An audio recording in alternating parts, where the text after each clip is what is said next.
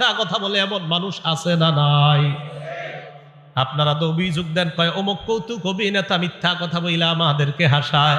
আরে মিয়া, কৌতুক অভিনেতাকে কি বলবেন আপনারা, আমাকেই বলেন। এই আমার মতো মানুষ এই মঞ্চে বৈশা, আমিও মিথ্যা কথা, মানে আমার মতো কেউ কেউ মঞ্চে বৈশা মিথ্যা কথা বইলে আপনাদেরকে হাসায়।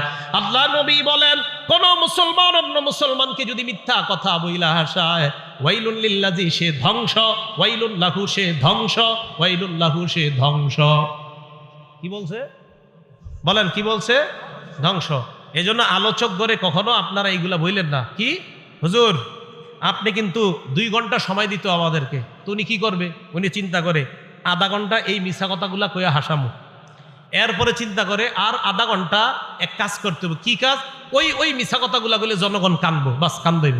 পরে মাঝখানে 1 ঘন্টা ওনার ওই যে যেগুলা এগুলা উনি বলবে। আপনাদের দোষ আছে, আয়োজকদের।